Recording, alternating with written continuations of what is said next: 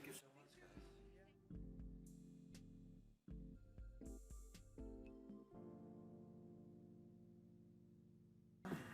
guys. Let's pick it up again where we left off. Frank, will you also join us? Thank you. Welcome back. So we have another panel present here. Welcome. This second panel is on solidarity between writers and translators, a specific topic that we deal with in CELA. So the main questions are: to better the position and working conditions of translators and writers, they should not stand alone. How can literary artists unite and create better circumstances for themselves? And what is needed from literary professionals and institutions to support them or support them better? So we have a beautiful panel in a mix of literary institutions and the artists themselves. But first, of course, again, two video contributions, both from CELA alumni. Martina Kutkova, a translator from CELA 2. She translates from Spanish into Czech. And afterwards, a video by Joost Ome, Dutch writer, who is an alumnus from the first edition of CELA. So let's enjoy the videos first, and then afterwards reflect on their questions. Hello, dear friends and new CELA participants. I'm sending kindest regards from Prague. First, I'd like to congratulate the partners for realizing this wonderful project for the third time. And I would also like to encourage all writers and translators to have fun, enjoy, share, talk, and learn together, because the more energy you invest in this project, the more you will get back. And for me personally, CELA was one of the best labor experiences I've ever had. Today I would like to motivate you, authors and translators, to make as many connections as possible, because you won't achieve your goals alone. Yes, the creative process, writing and translation, both are lonely activities, but publishing a book is not the same. It's a collective process. If I stay within the relationship author-translator, on the one hand, we, translators, are always looking for great texts we can work on. How many times a translator says, if only I could talk to my author, ask him or her about some words or sentences, or chat with him or her about the inspiration and wider context. Well, there is nothing easier than to do so within the CELA network. And the same applies for the authors who want to reach new markets and audiences, but they wouldn't be able to do so without translators who are their voices abroad. In our project, I'm not talking about some unknown voices, but the familiar ones. The ones you know from CELA, the ones that won't damage your texts. So what I'm trying to say is that CELA gives us a safe space that we won't normally find in the labor market. Besides, CELA motivated me to cross the frontier of my translation. It encouraged me to become an agent and promoter. 4 years ago, I had the opportunity to meet 3 wonderful Spanish authors. Thanks to the great effort of the Czechlit, Michaela and her team, my mentor, and of course my authors, their CELA texts were published in literary journals. And not only the texts, we also made interviews in order to bring their literature closer to the Czech audience, to promote them and reach publishers. Moreover, we did collaborate finding grants that would support us while dealing with publishers and also while working on the text. According to my experience, together you're much stronger negotiating about rights, conditions and earnings. What I'm trying to say is that CELA encouraged me to go out on a limb. But I feel that the situation of the book market changed a lot in the course of these 4 years, and I think that CELA has more challenges to face in 2024.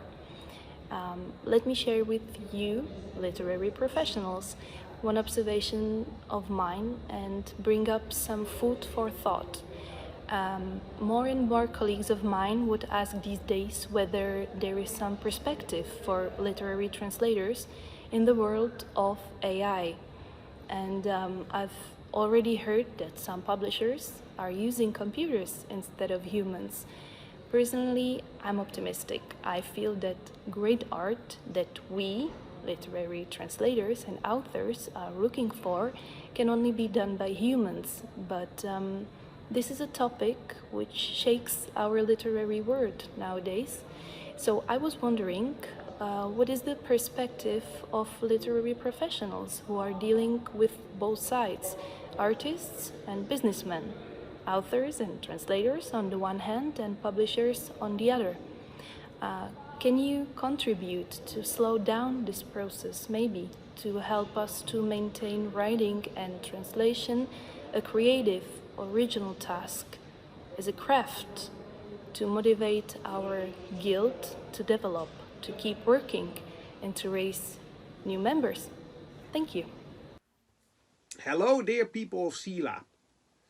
I can see you, of course, but I'm very happy that you can see me during one of the most special events of the year in Europe, the CELA expert meeting in Madrid. I wish I could be there. The last time I was in Madrid for CELA was a very big and very dangerous party, but unfortunately I have a very bad cold and my girlfriend has the 10-year jubilee of her record shop in the center of Amsterdam, so I have to be there. Next year I will be there with you, and in the meantime you could read my work, which is translated by translator extraordinaire Irene de la Torre. My name is Joost Ome and I'm a Dutch writer. My work is translated in Romanian, Portuguese, Spanish and Italian during CELA 1, the best CELA, and my books are published in Italy and Spain. That my books are published there is all thanks to my translators. If it wasn't because of Irene and Antonio de Sortis, my great Italian translator, I could have never found a publishing house in literary fields so different as the one I work in. And they found very special publishing houses for me. I didn't meet my Spanish publisher yet, but my Italian publisher is great. Last December my book was published in Milan and I traveled to Milan, Italy to attend the presentation. The presentation was me and my translator, Antonio, performing Dutch poetry at a squat house in the outskirts of Milan, where they had never had their own wine, where they didn't have running water since 1999, but they had an anarchistic cheese shop where they sold anarchistic cheese and sometimes have parties. It was a big party. There was a band from Sicily playing folk songs with a hyped up tambourine player. There were people trying to dance to my poems and it felt like the evening went on forever. I loved it. As a tourist, I would never met these people. They would see me as just another stupid tourist and they would have been right. But now I didn't only met them, they heard my poetry. And they liked it, I think, because all the squatters bought my book. They bought it from my publisher, who was lying underneath a table at the end of the night, still holding on to a bag with copies of my book in it. I was very happy that Antonio made the connection between my work and a very specific audience in Milan. So my question for this panel here today is as follows. When you write a book that is also meant to be published abroad, or when you translate, publish or present a book that comes from abroad, do you keep a specific audience in mind? And how do you decide who that audience is? Greetings from Amsterdam. Joost, bye.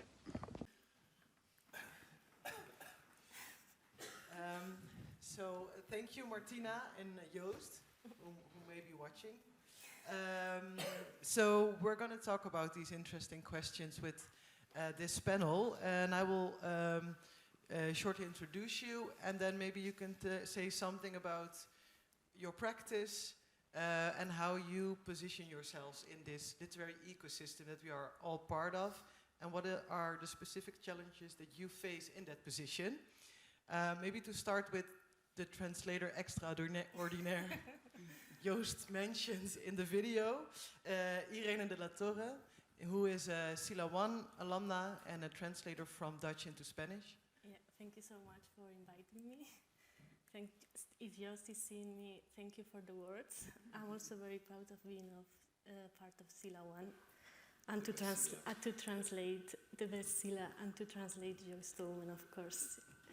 Well, I'm a Dutch to Spanish translator, and I normally work with publishers. They send me the book, but for me the best is to find people like Joost Omen or Simone or Lotte, my authors from CELA 1, whom I know, so I know why they write how they write. Like I just translated Joe's book, and in some parts I was imagining me being Joost in Spanish, and what would I say? And if I don't know Joost, I don't know what would I say in Spanish being Joost. So I think it's very, very important, this friendship, actually, because we are good friends.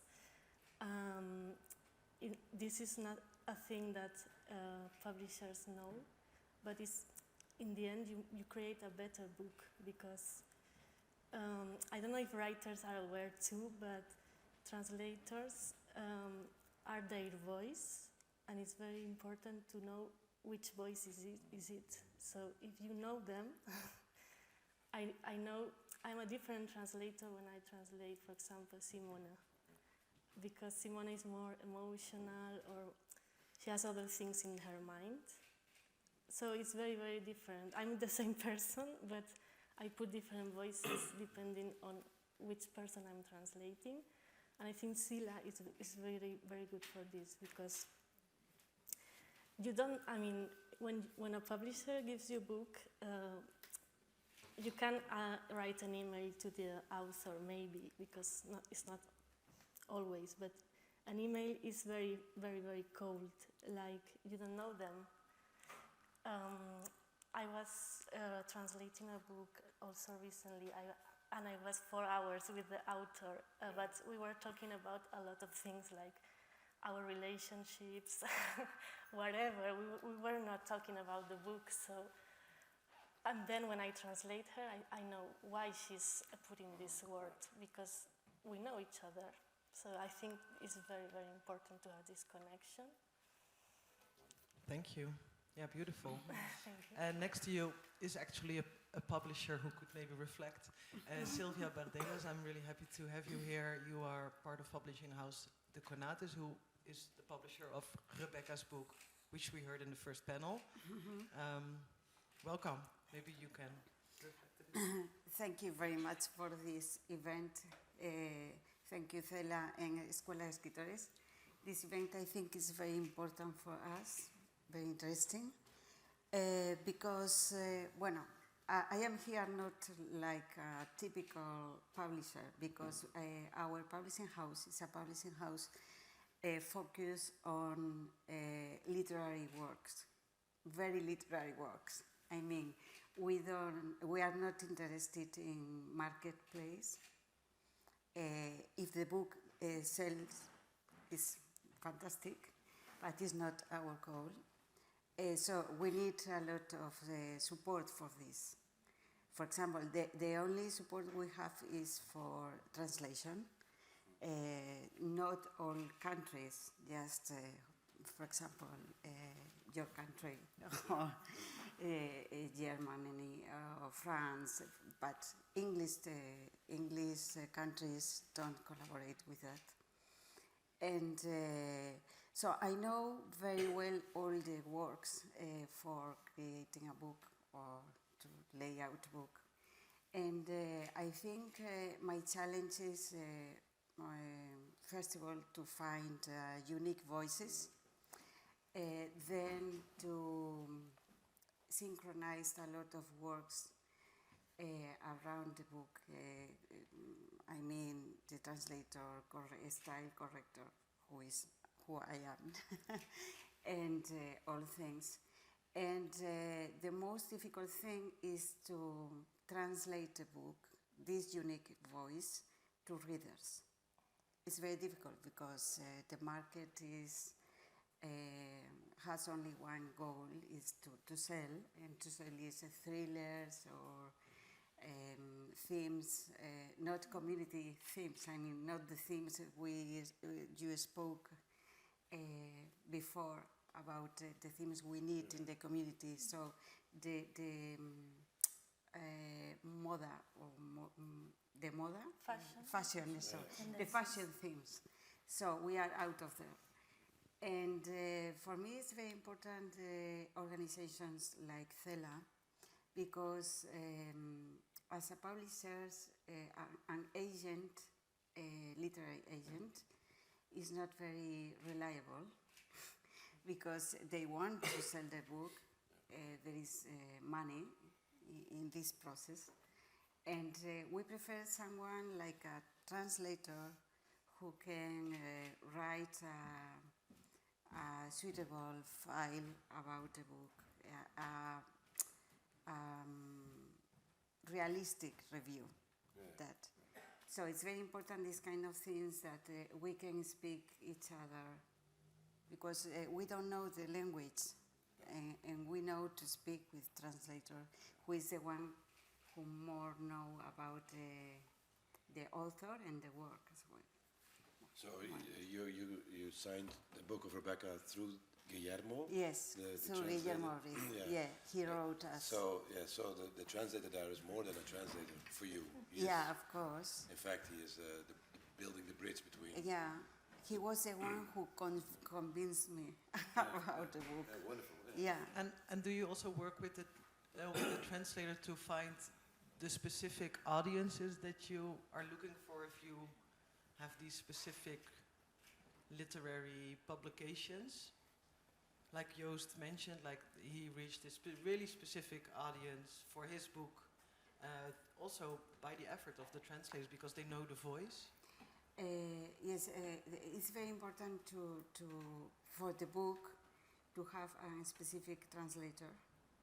Very, very, because if he can't translate the style, the tone, the voice, the book doesn't function. It doesn't make sense in other language. Mm-hmm. So for me, it's very important with translator. I don't know if you are, if you agree, to have a test. I mean, I think the translator has to write two pages, for example, and the editor has to consider if he or she is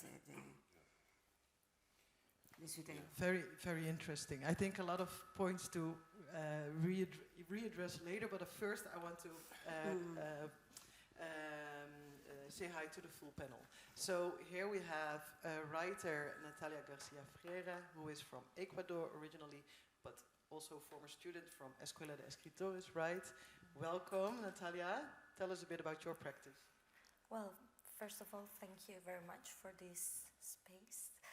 I think a lot of the things that had happened to me as a writer had happened because I've met people. First of all, I published my first novel because I was a student at the Escuela de Escritores, and when the publishing house La Navaja Suiza asked for some manuscripts, they asked me to send them the manuscript because they knew I was working on it and they believe in it. So it's all like a big product of connections, of meeting people. But I've also have one really special experience with a translator, with my English translator. His name is Victor Meadowcraft, and when I met him by email, I has just published my first novel. It was not supposed to be translated or anything. I mean, it was just out in Spain, and he read it because he had family in Ecuador, and he found it interesting. So we started exchanging emails, and he started working on the translation of the book without having a publishing house, and without any expectations of the book. So we worked on it for like a year, translating all the book, talking a lot.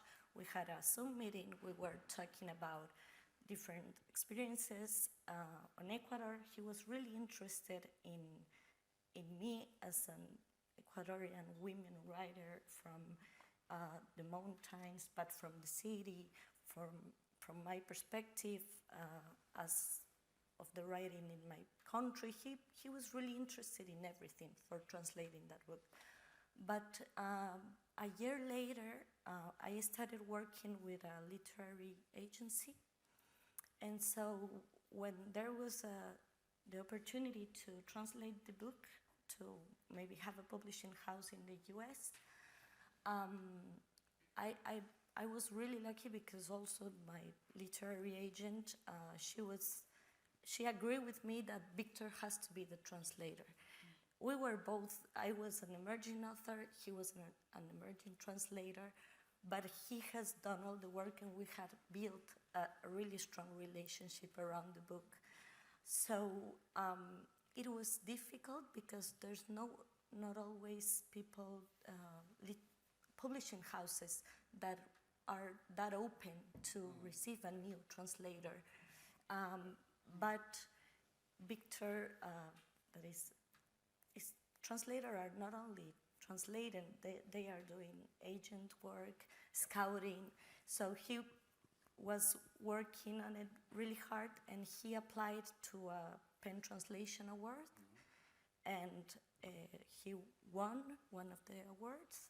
So in that way, the publishing house was willing to accept him as a translator.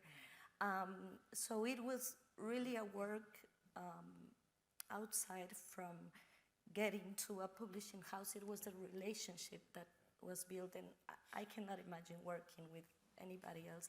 But I also, when I heard both of you, there's always people in the literary ecosystem trying to do a slower work, but a better work, trying to connect writers and translators, or trusting in translators, not only in literary agents. So I think, in my experience, we have to knock a lot of doors, but we get both to be like our first novel together. I felt that way when the novel was out. And it was also his novel. Yeah, it was his novel, and he has worked so much for it.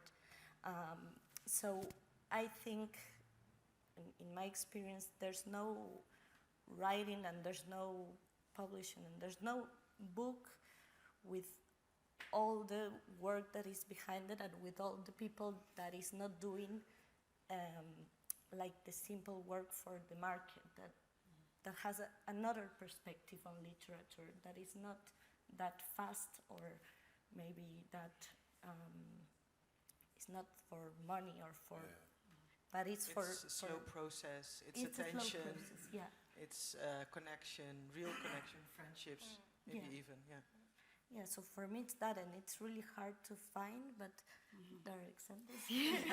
So I think you just have to stay there and try to build these relationships. Yes, interesting.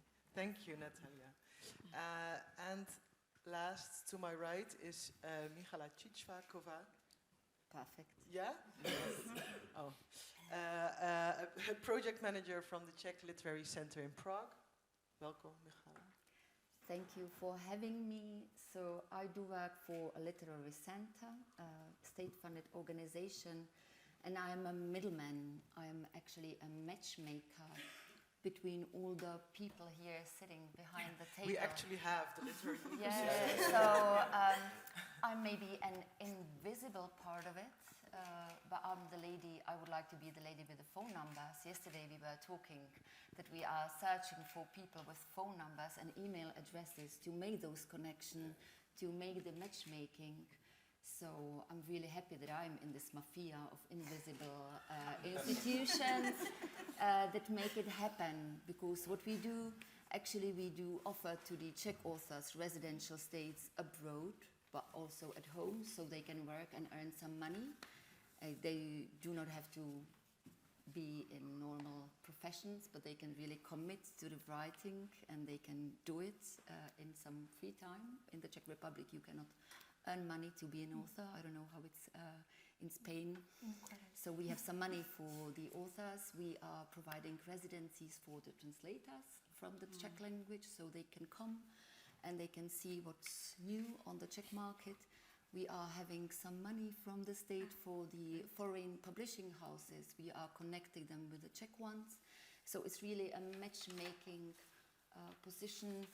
To answer maybe the question of Martina, what I know from my personal experience, you never achieve any connections with emails. You need to go with your bag and knock on the doors. That's what I'm doing, trying to make meetings at the book fairs with publishing houses, try to persuade them, try to find perfect matches between the translators and authors. And you need to know the people personally, to know the chemistry, even within the publishing houses and the authors. So you can never involve the artificial intelligence into it. You need the people. So is this something you deal with, Irene, AI and its possible implications on your profession? I can feel it in more commercial translations because I also do commercial translation for earning money, but for literature it's not possible for me. In my point of view, like how I see the work, what I said before, like the personal aspect, a machine cannot know or the author. So for me it's impossible, no. With translation of literature, no, it's not possible. And what you said about the book fairs, what I miss is our presence in the book fairs, actually. I don't know if there are much presence of translators in book fairs. And I think it's very important also to speak to all the, like the writer, the publisher, to know this perfect match or this, what you said, I really like what you say about your translator. Because it's exactly that what I always look for. It's not a job. I mean, you earn some money, but it's more than that. But I think that's an interesting point to make and was already touched upon. I think what CELA is about, and also if I hear correctly, here is really shared an opinion that the translator is key in this connection between all our positions in this literary field, that they are the more qualitative voice to promote the work, to connect it to a market or a specific audience, to be even co-authors of the work. But still their position in many countries is quite difficult, and they don't really get the recognition for this task, let alone payment.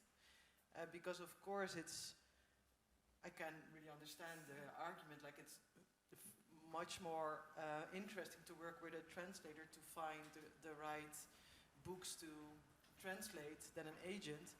But the agent also, he gets financially more out of it than a translator has to do the work mostly on their own, unpaid. So what do we do to support that?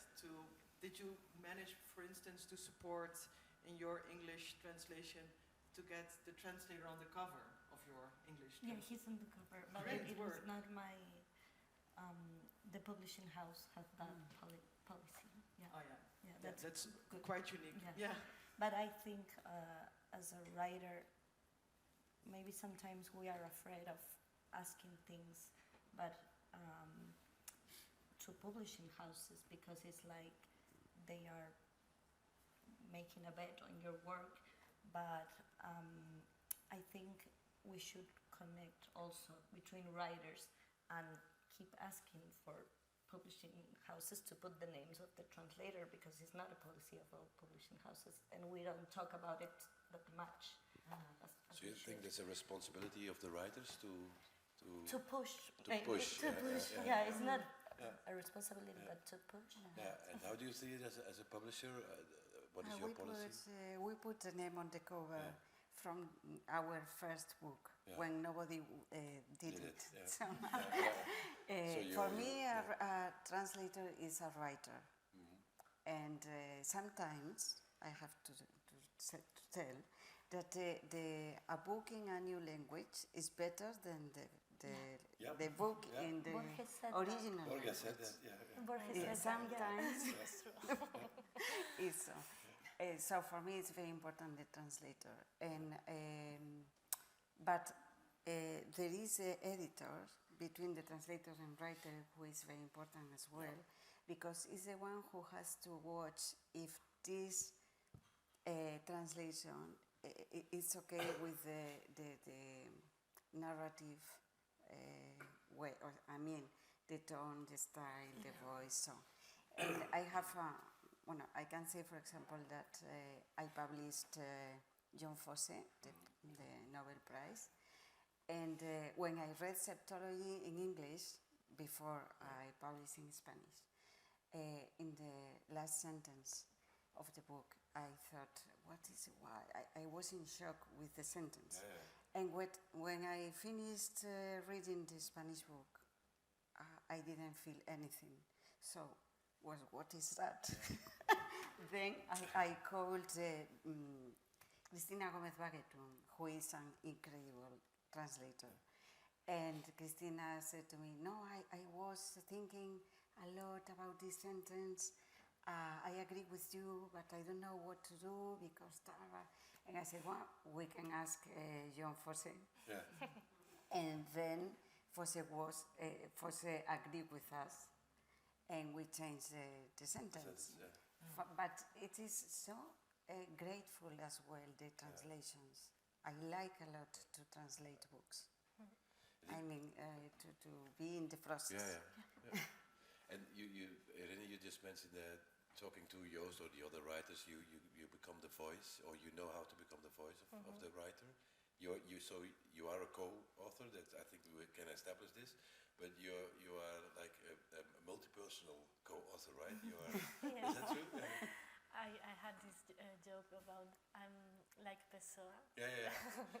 With heteronyms, yeah. but I feel like this. Yes, it's strange, but it's also the same as the book of Joost, for example.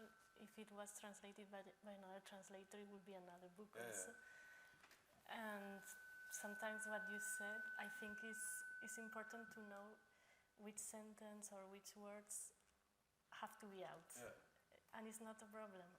And this is only achieved because as translators, we have to be faithful to the original. But if we ask the writer and they agree, it will be a better book at the end. I think it's only a win-win situation for everyone. The writer will have their voice goods in this language. The publisher will have a greater book to sell. So I think the communication is very important. Very, very important, yes. So you think it's almost the same role as a great musician has in playing the music of a composer, right?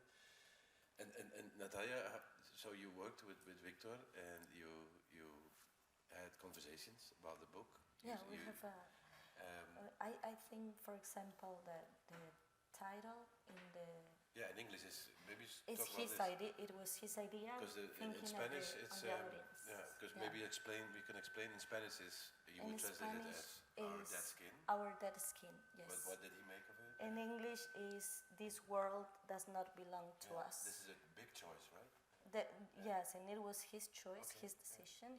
He asked me, but he told me that the bigger idea of the book that he could see more near to some readers or to the readers he thought that were going to read the book, were going to connect better with this idea of the men or the people not in the center of the world, that the world does not belong to us, that with the Gothic idea of our dead skin, that it was better for the audience of that specific book to translate it like that. And for me, it was like, yes, so it's a better title. maybe, but in English, So it was translated in 6 languages. Not all the other translations followed this example. I think. The other, in Italy, the title is like in English. Yeah. But in French, it's. But in French, it was also the decision of the translator. Yeah, That it's a translator is Isabelle Gugnon. She's amazing, and she told me that she loved the title Mortepo. That is not our dead skin, and it's a word like. It's not invented, but it's not very usual, Mortepo. But she told me that it sounded like an old castle for her, and for her the book was that. And so a lot of, but that's why I think, like you said, the translator are writers. They are taking a lot of creative decisions just as the writer. And also connecting to what Joost is saying, they are co-authors, but they are also connectors to an audience. As Victor said, this would suit the audience better. Yeah. So they are not only, as we say, scouts and agents, but they're also marketeers, in a sense, right? Yeah. Michala, I'm curious, you as working in a literary institution who promotes translation of literature, also tries to support it.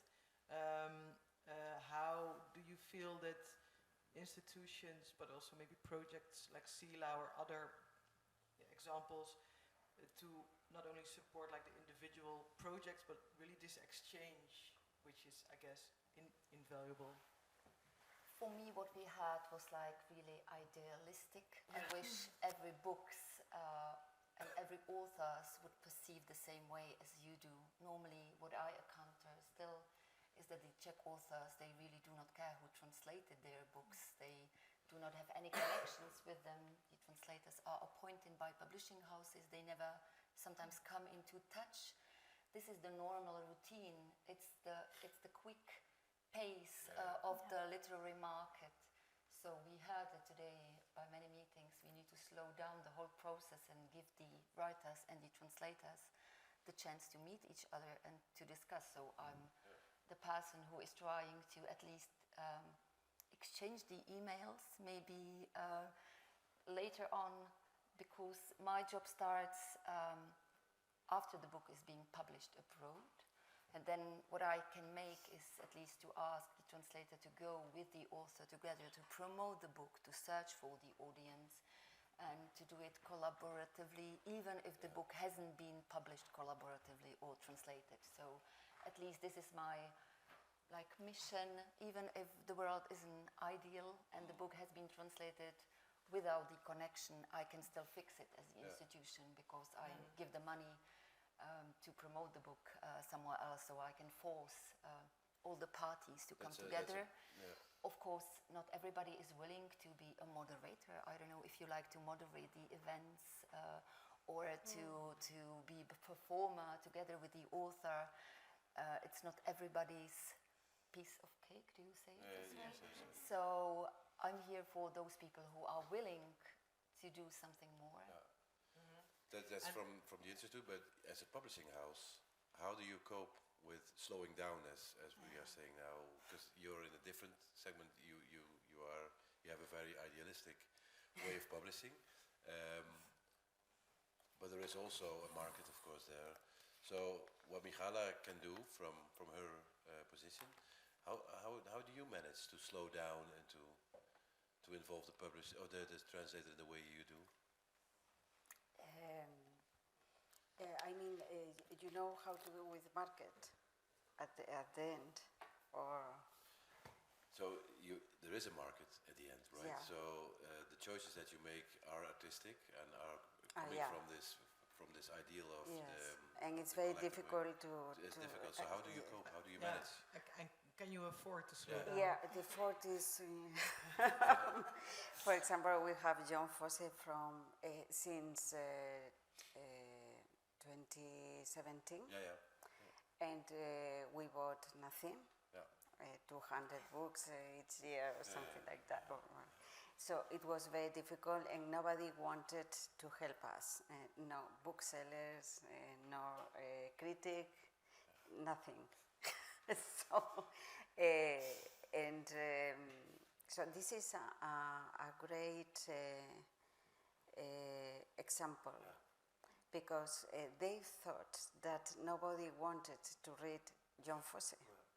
But suddenly, if he has the prize, everybody loves John Fosse, and they can't read it, and they love it. So they were wrong with this case, and with but I mean, for example, it's very important reading clubs.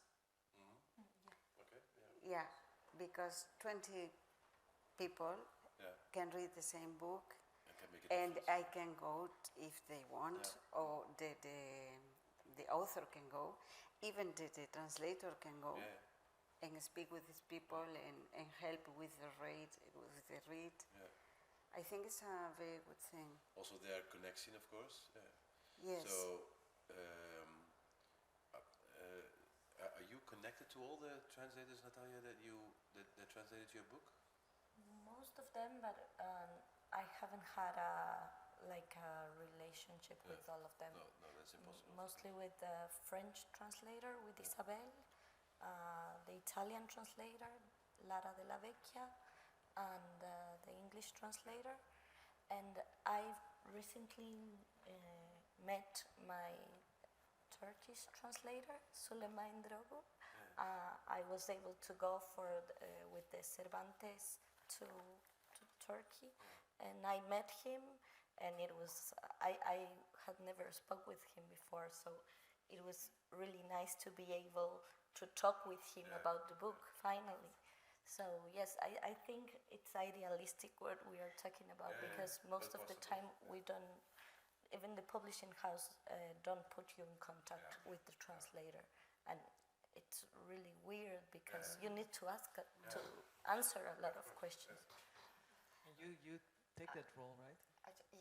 I think this is a role of the institution. So we also came up with an idea that we will invite for a residency translators from different languages for one author. And it was really fun. Like we pick up a famous author, Joachim Topol, and we invited 5 his translators for a residency. And they spent 14 days discussing how to translate Joachim Topol. And then Joachim Topol came and talked with them. So it was really nice to see the exchanges between the translators from different languages. And they were really reading the books again and asking, how have you translated this and this? And then Joachim came. So it was like a family reunion. They know each other for many years, and you can really see they have started being emerging. Now they are all older. Joachim is older, and Edgar de Bruyne was there. He's also older. But you can see the friendship lasts for decades.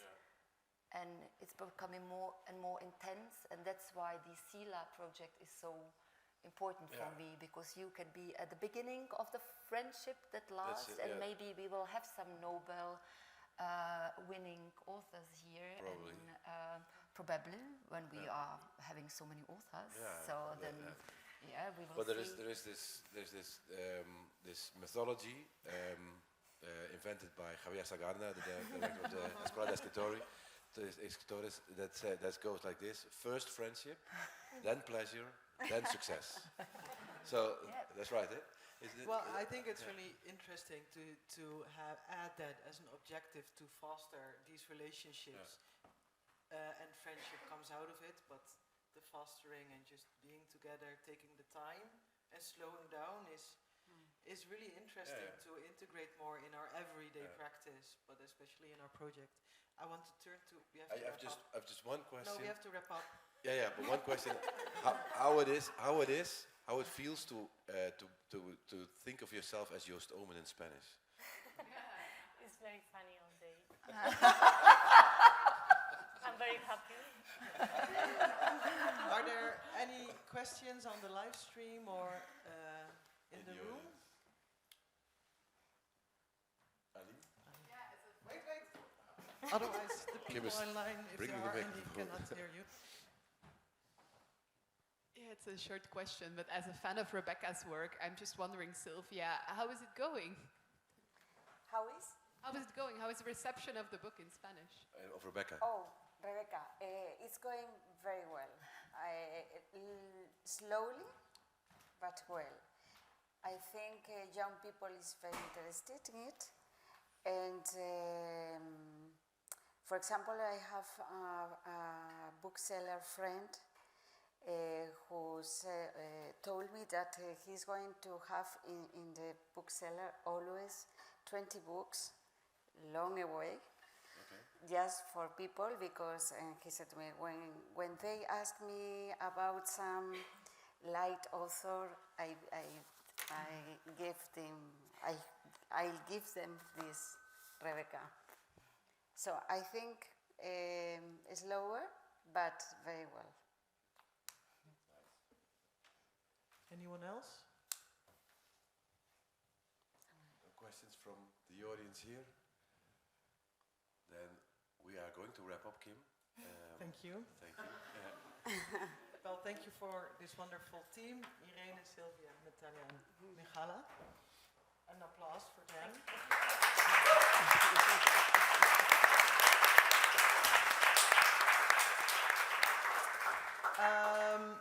Thank you all for being here, for listening. I hope we can continue the conversation on other meetings.